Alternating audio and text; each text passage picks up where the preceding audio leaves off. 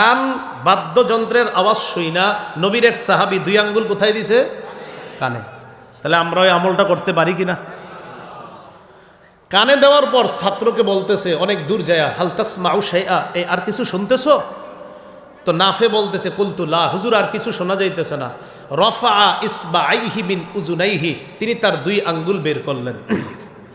বের করার পর আব্দুল্লাহ ইবনে ওমর বললেন নাফেকে, শোনো, কুনতু মান নবী সাল্লাল্লাহু আলাইহি সাল্লাম, আমি নবীজির সাথে ছিলাম। ফাসামিআ মিসলা হাযা, নবীজি এই জাতীয় বাদ্যযন্ত্রের আওয়াজ শুনছে।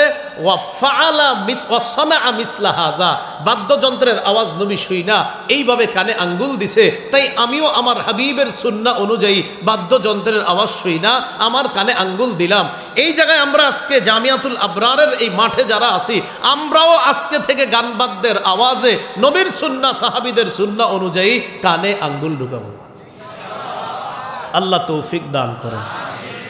সহিহ বুখারীর বর্ণনা 6136 নম্বর হাদিস। এই হাদিসের মধ্যে আসছে ক্বালা রাসূলুল্লাহ সাল্লাল্লাহু আলাইহি ওয়াসাল্লাম মান কানা ইউমিনু বিল্লাহি ওয়াল ইয়াউমিল আখির ফালা ইউজি জারাহ। রাসূলুল্লাহ সাল্লাল্লাহু আলাইহি সাল্লাম বলেন, যে ব্যক্তি আল্লাহ এবং আখেরাতে বিশ্বাস করে সে যেন প্রতিবেশীকে কষ্ট না দেয়।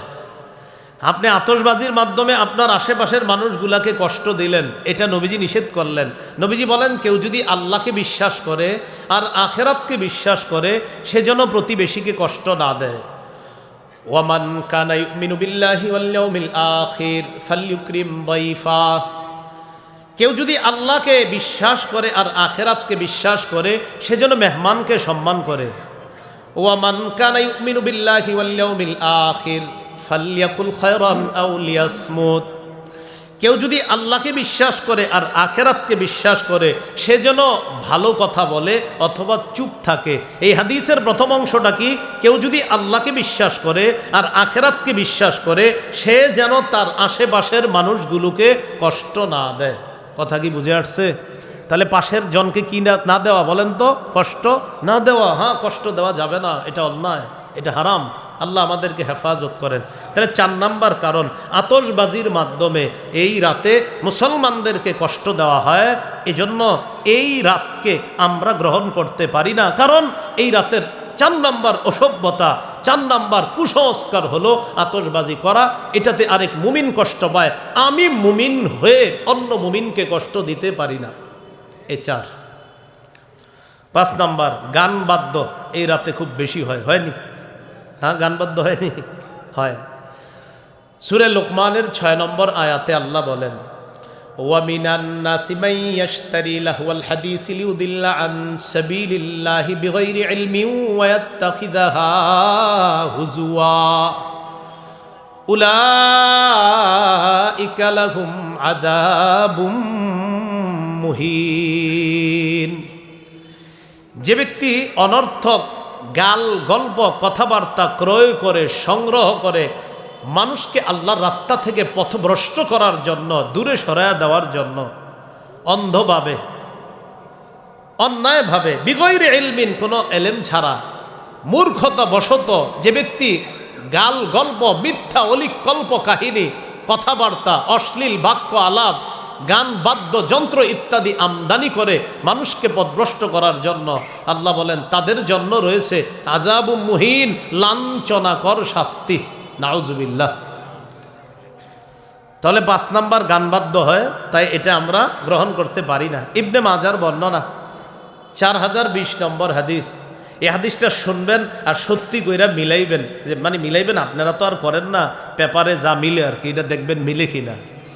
قال رسول الله صلى الله عليه وسلم لا يشربن ناس من أمتي الخمر يسمونها بغير اسمها يعزف على رؤوسهم بالقينات والمغنيات وفي رواية بالمعازف والمغنيات। রাসূলুল্লাহ সাল্লাল্লাহু আলাইহি সাল্লাম বলেন, আমার উম্মতের একদল নাম পরিবর্তন করে মদ পান করবে, মানে মদ মাদক দ্রব্য সেবন করবে, নামটা দিবে অন্য, ইয়াবা, বাবা, গাঁজা, আফিম, শ্যাম্পেন, কানাডা ড্রাই, মাস্তুদ, ডাইল, হিরোইন, ফেন্সিডেল সব ইত্যাদি নাম দিবে, আর মাদক দ্রব্য সেবন করবে, ভিন্ন নামে পাল্টাবে, মানে একটু স্মার্টনেস ভাব থাকবে। গরিবে খাইলে হয় সুদ, বড় লোকে ইন্টারেস্ট, এরকম আর কি বিষয়টা। তো আপনার নাম পাল্টাবে, পাল্টায়া বিভিন্ন নাম দিবে। রাসূলুল্লাহ সাল্লাল্লাহু আলাইহি সাল্লাম বলেন, একদিক দিয়ে মাদক দ্রব্য সেবন করবে, অন্য দিক দিয়ে ইউজাফু আলা রুউসিহিম বিল কাইনাতি ওয়াল মুগান্নিয়াত। দেখেন কি বলে, অন্য দিক দিয়ে বাদ্যযন্ত্র বাজতে থাকবে, গায়িকা নায়িকা নর্তকীরা নাচানাচি করবে। তিনটা কথা, মাদক দ্রব্য সেবন, বাদ্যযন্ত্র বাজতেছে, গায়িকা নায়িকারা গান গাইতেছে আর নাচানাচি করতেছে। 31st নাইটে তিনোটা কাজ খুব বেশি পরিমাণে হয়। নবীজি এটা নিষেধ করছেন, এটা করা যাবে না। অন্য বর্ণনায় রাসূলুল্লাহ সাল্লাল্লাহু আলাইহি সাল্লাম বলেন, লা তাবিউল কাইনাত ওয়াল মুগান্নিয়াত, গায়িকা নায়িকাদের বেচা কিনা করবা না, ওয়ালা তাশতারুহুন্না, তাদেরকে বেচবা না, আবার তাদেরকে কিনবা না। মানে এদেশের কোনো কাউকে অন্য দেশে আপনার পাঠানো যাবে না, এক্সপোর্ট করা যাবে না। অন্য দেশের কোনো অশ্লীল বাদ্যযন্ত্র যারা গায়িকা নায়িকা ইত্যাদি, তাদেরকে ইম্পোর্ট করা যাবে না। ওয়াসামানুহুন্না হারাম, তাদের উপার্জিত অর্থটা এটা হারাম হবে। অনেকে হুজুরদের কাছেও দোয়া চায়, সকালবেলা মেয়েরে নিয়ে যাইতেছি স্কুলে, কোথায় যান? নাচের স্কুলে যাচ্ছি। কত বড় বেডঙ্গা হলে এরকম দোয়া চায়। তো আপনার মাদকদ্রব্য সেবন করে, আরেক দিক দিয়ে এরা নাচানাচি করে, 31st নাইটে এটা হয়, তাই এটা আমরা গ্রহণ করতে পারি না। রাসূলুল্লাহ সাল্লাল্লাহু আলাইহি সাল্লাম বলেন, আমরা সহিহুল জামের বর্ণনা, যে আমার উম্মতের মধ্যে তিনটা গজব আসবে, এমন একটা খসফুন, আরেকটা কজফুন, আরেকটা মাসখুন। ভূমি ধস হবে। 2 নাম্বার, উপর থেকে গজব অথবা অন্য কোনো জাতির জুলুম চাপায়া দেওয়া হবে, আর চেহারা বিকৃতির ঘটনা ঘটবে। কেন? তাই তিনটা অপরাধের মাত্রা বাড়বে। কখন? ইদা শারিবুল খুমুর, যখন তারা মদ পান করবে। এটা হলো একটা। ওয়াত্তাখাযুল কাইনাত, গায়িকা নায়িকা ইত্যাদিদেরকে এরা গ্রহণ করবে। আরেকটা হলো ওয়াদরাবু বিল মাআজিফ, বাদ্যযন্ত্র ইত্যাদি বাজাবে, আর বলবে আমি সব কিতাব পড়ছি, কোথাও পাই নাই গান হারাম। এরকম বলবে বিভিন্ন জায়গায় দাঁড়ায়, যে আমার সব পড়া আছে কিন্তু কোথাও পায় নাই, হুজুররা পরের বাড়ি খায়, আর এগুলো ঠিক এই বাক্যগুলো বলছে। আল্লাহ আমাদেরকে বুঝার তৌফিক দান করেন। তাহলে বলেন তো, 31st নাইটে গান বাদ্য হয় কিনা? এই জন্য আমরা এটা গ্রহণ করতে পারি না। আল্লাহ আমাদেরকে হেফাজত করেন। আবু দাউদ শরীফের বর্ণনা, আব্দুল্লাহ ইবনে ওমর রাদিয়াল্লাহু তাআলা আনহুমার তার ছাত্রর নাম নাফে। বলেন কি নাম? নাফে। আজকে থেকে আপনারা আমার সাথে একটা ওয়াদা করবেন, ওলামা হজরতরা আমার কথা মানে পালন করার প্রয়োজন নাই, নাউজুবিল্লাহ, আমার পাশে হুজুর আছে। আমার কথাগুলো শুধু আপনাদের জন্য। আমরা যারা তালেবুল ইলম, আমিও ছাত্র, আপনারাও ছাত্র, ওলামা হজরতরা শুধু আর দেখবে যে বয়ানটা হচ্ছে কিনা, আর আপনারা শুনবেন। মানে আমরা পড়াশোনা করতেছি একটা বিষয়, আমলটা করবেন তো ইনশাল্লাহ?